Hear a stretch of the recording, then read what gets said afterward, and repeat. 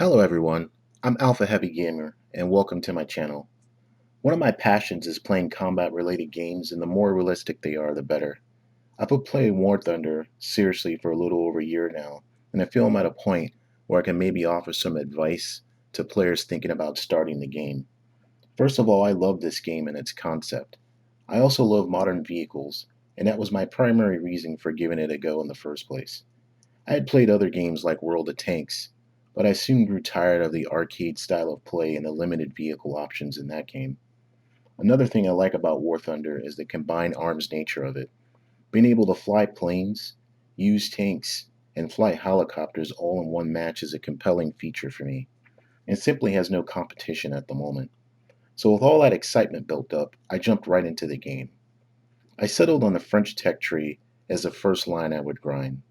I'm a fan of Cold War history in particular, so I was very interested in post World War II French armor, and specifically the oscillating turret that the French experimented with fascinated me.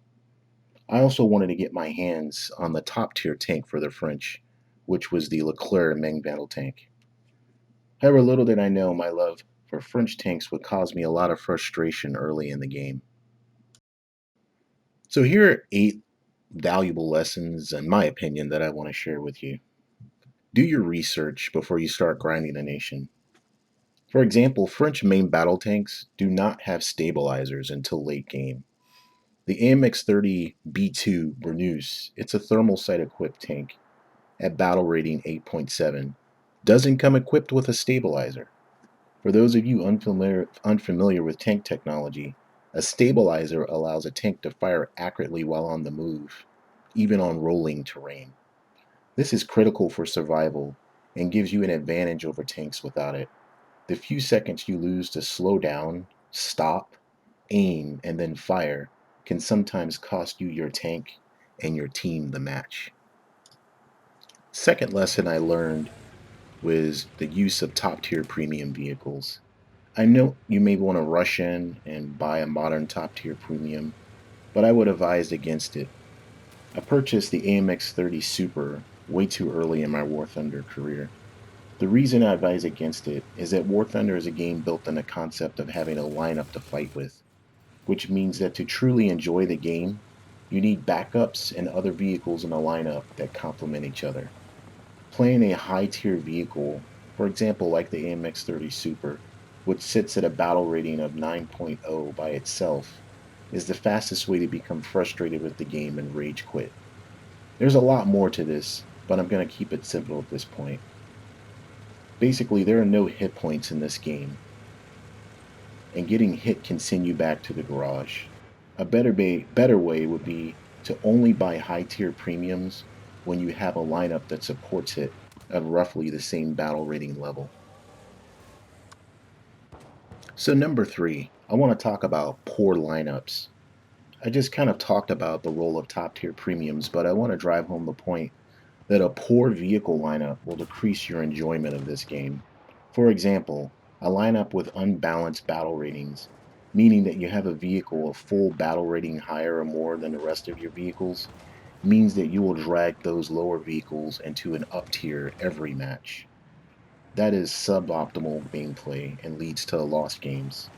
It is better to build a complementary lineup with plenty of options to match the moment as the battle plays out, meaning you want a fast vehicle sometimes versus a heavy tank, or you may need a helicopter or even a plane to win the match. Balancing out your lineups is fun. It's really part of the core concept of the game. So, to number 4, have a plan.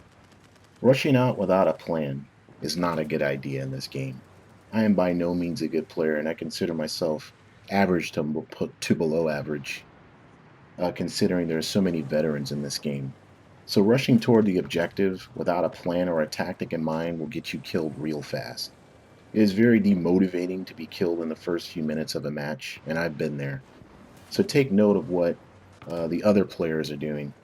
Observe that the fastest route to the objective, it's well known by the enemy, and trust me, they'll be waiting for you. If you're driving a vehicle with high mobility, use it to flank the enemy, but also understand When you flank, someone else may flank harder. So be on the lookout. So number 5, salty players.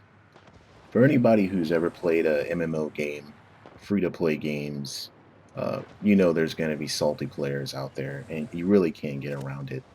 The best you can try to do is ignore the griefers, ignore the generally salty players, and don't let them ruin your game.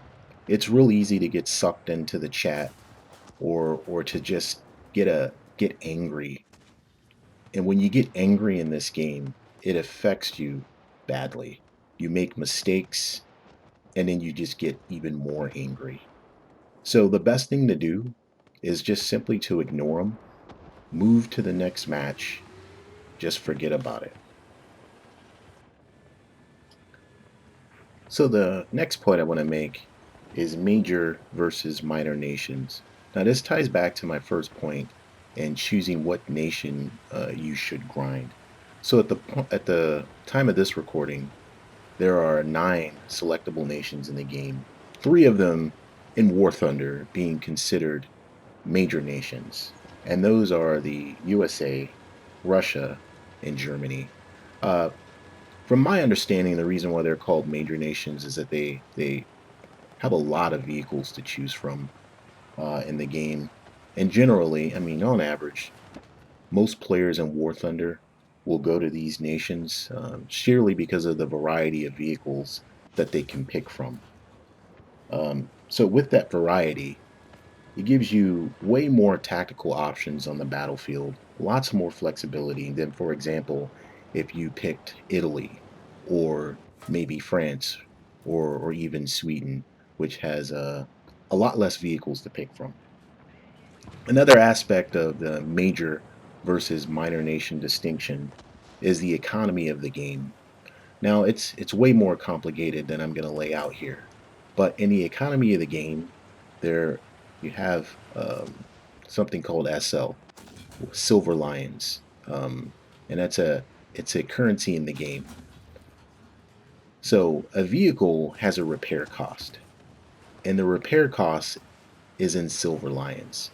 Now, on average, the major nations are a lot cheaper to run because they have vehicles with much lower repair costs.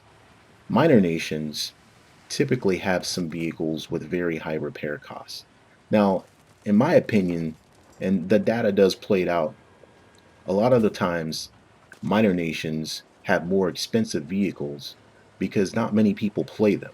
So, new players probably won't pick up a minor nation. Veteran players, however, you can find them playing the Swedish vehicles, the Italian vehicles, um, and so on.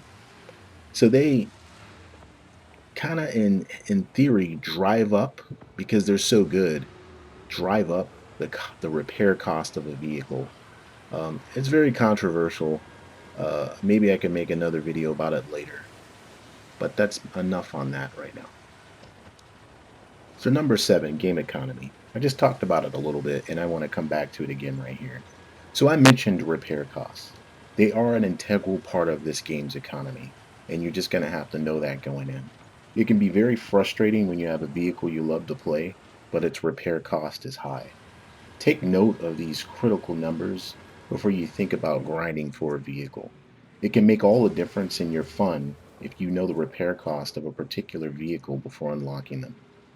On average, as I said before, minor nations have some of the most expensive vehicles to operate due to their high repair costs, due to, in my opinion, the small number of players that are typically highly skilled that play those vehicles. All right, number 8, and the last thing I want to talk about is game progression. You can find any number of videos on this topic on YouTube with the War Thunder grind.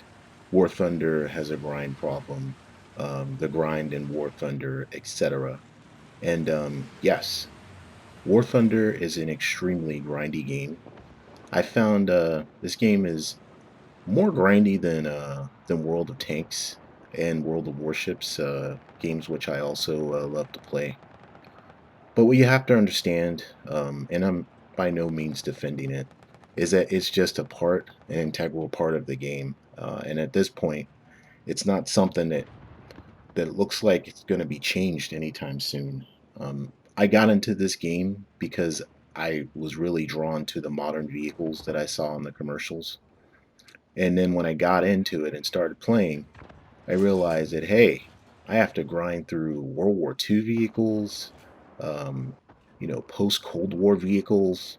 I have to grind through all of those World War II and up before I got to what I actually wanted to play. Now I realize for me, um, I like modern vehicles. That's just my opinion.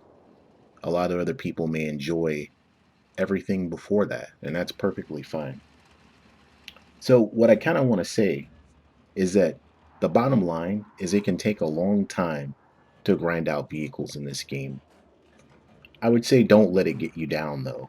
If your goal is to unlock, say, the M1A2 Abrams at battle rating 10.7, just know that there are a lot of fun vehicles on the journey to get there.